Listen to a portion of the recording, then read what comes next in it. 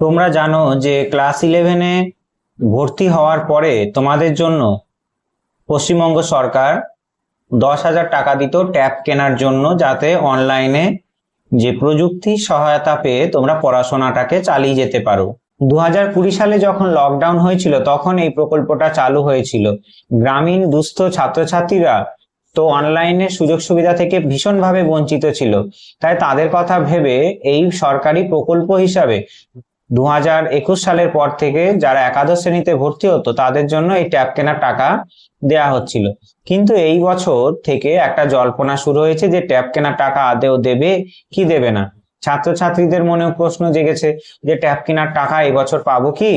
এবার সরকার পালাবদলের পরে সবার মনে একটা প্রশ্ন আসছে যে তরুণের স্বপ্ন প্রকল্প দ্বারা ক্লাস 11-এর স্টুডেন্টরা কি 10,000 টাকা ট্যাব কেনার টাকা পাবে কি পাবে না। সরকার তো ইতিমধ্যে ঘোষণা করেছিল যে সমস্ত সরকারি প্রকল্প যেগুলো চালু ছিল সেগুলো অবশ্যই চালু থাকবে, বন্ধ হবে না। কিন্তু তবুও শিক্ষা মহলে বিভিন্ন অংশের দাবি রেখেছেন যে এই রকম 10,000 টাকা যদি ট্যাব কেনার জন্য বা ফোন কেনার জন্য দেয়া হয় তাহলে ছাত্রছাত্রীদের মধ্যে পড়াশোনায় যে মনোযোগের ব্যাঘাত ঘটছে সেইটা ছাত্রছাত্রীদের সামগ্রিক উন্নতি হচ্ছে না। সেই কথা বিভিন্ন শিক্ষা মহলের যারা শিক্ষক আছে তারা জানিয়েছেন। আবার কিছু শিক্ষা মহল জানিয়েছেন যে যারা দুস্থ মেধাবী ছাত্রছাত্রী তারা অনলাইনের সুযোগ যদি তাদের দিতে হয় তাহলে অবশ্যই এই প্রকল্পটা চালু রাখা জরুরি।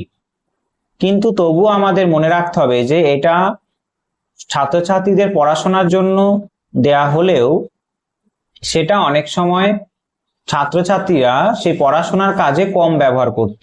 তার জন্য জল্পনা এখন বেড়েছে সরকার পরিবর্তনের সঙ্গে সঙ্গে যে এই প্রকল্পটা কি বন্ধ হয়ে যাবে।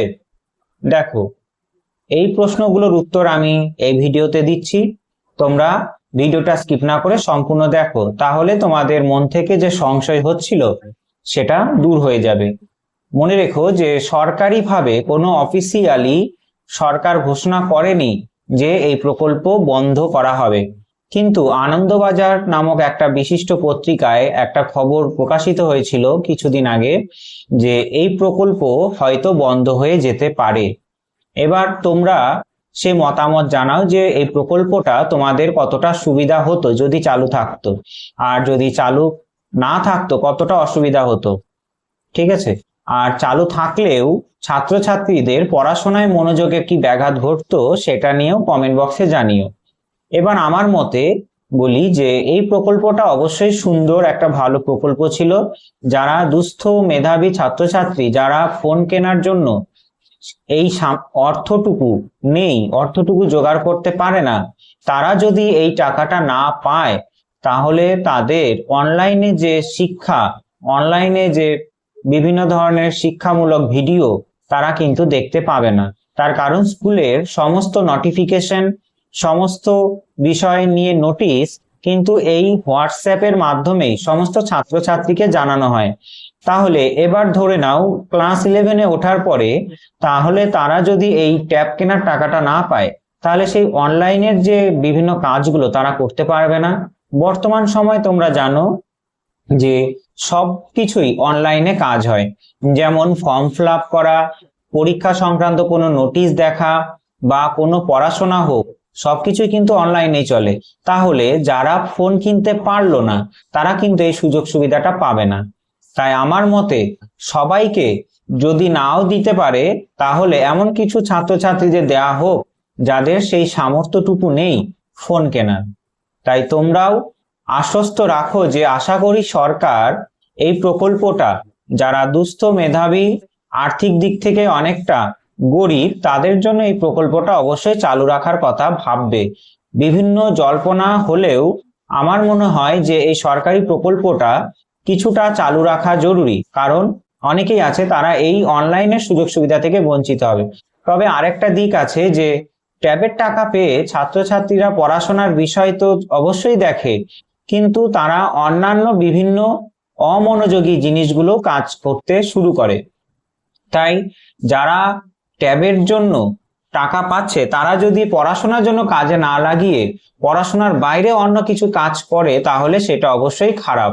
কারণ বর্তমান সময়ে ছাত্রছাত্রীদের মনোযোগ ভীষণ রকম ভাবে অস্থির, কারণ একটা জায়গা থেকে তাদের মন দৌড়াদৌড়ি করছে, তারা কোনোভাবেই পড়াশোনায় মনোযোগ বসতে পারছে না। আমি শিক্ষক হিসাবে দেখেছি অনেক ছাত্রছাত্রী তারা পড়াশোনায় মনোযোগ সংযোগে বিরাট ব্যাঘাত ঘটে। তাই তাদের জন্য এই যদি ট্যাব হাতে ধরিয়ে দেওয়া হয় বা ফোন কেনা টাকা ধরিয়ে দেওয়া হয় তাহলে পড়াশোনাটা আরো অনেকটা খারাপ হওয়ার সম্ভাবনা তো অবশ্যই আছে। যারা ছাত্রছাত্রী আছো তাদেরকে মনে রাখতে হবে যে ট্যাব কেনার টাকাটা দিয়েছে অবশ্যই তোমাদের পড়াশোনার জন্য। তোমাদের পড়াশোনা যাতে অনলাইনে হয় সেই সুযোগটা আরো বাড়ানোর জন্য তোমাদের উচিত সেই টাকাটা সৎ ব্যবহার করা।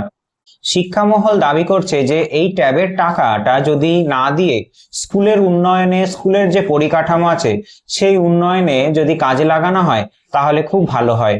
তাই শিক্ষক মহল বলছে যে ট্যাবের টাকা বন্ধ করা হোক। কিছু শিক্ষক মহল তারা বলছে যে স্কুলের উন্নতি করা হোক। কিছু শিক্ষক মহল যখন এই প্রকল্পের বিরুদ্ধে গিয়ে বলছেন, তারা কি বলছেন যে শুধুমাত্র এই ট্যাবের টাকা পাওয়ার জন্যই ক্লাস 11-এ নাকি অনেক ছাত্রছাত্রী ভর্তি হচ্ছে, তাই আখেরে ক্ষতি হচ্ছে স্টুডেন্টদেরই, অর্থাৎ সেই টাকাটা স্টুডেন্টরা ঠিক সময় ঠিক কাজে ব্যয় করছে না। আবার কিছু শিক্ষক মহল মূল্যবোধ নিয়ে প্রশ্ন তুলেছে। তারা বলছে যে ট্যাব কিনে বা ফোন কিনে তারা অন্যান্য ইন্টারনেটে বিভিন্ন জিনিস ঘাঁটতে ঘাঁটতে রিল বানাচ্ছে বা অন্যান্য কাজ করছে, যার ফলে তাদের মনোসংযোগ অনেকটা ব্যাঘাত ঘটছে, পড়াশোনায় মনোযোগ তাদের খুবই কমে গেছে। ফেরে ট্যাব কিনলে ছাত্রছাত্রীদেরই ক্ষতি হচ্ছে।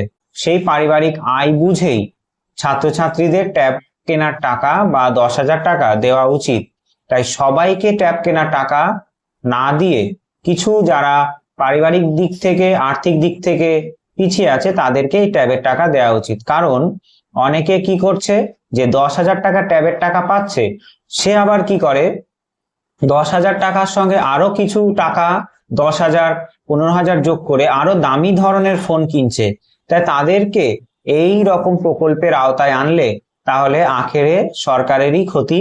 পারিবারিক আয় বুঝেই এই প্রকল্পের টাকা বরাদ্দ করা উচিত। তবে এই নিয়ে কোনো অফিসিয়াল নোটিশ আসেনি। যদি অফিসিয়াল নোটিশ আসে যে প্রকল্পের টাকা অবশ্যই পাবে কি পাবে না বা প্রকল্পটা বন্ধ হবে কিনা তোমাদের নিশ্চয়ই জানাবো। দেখা হচ্ছে পরের কোনো ভিডিওতে, ততক্ষণ ভালো থেকো। জয় হিন্দ, জয় ভারত।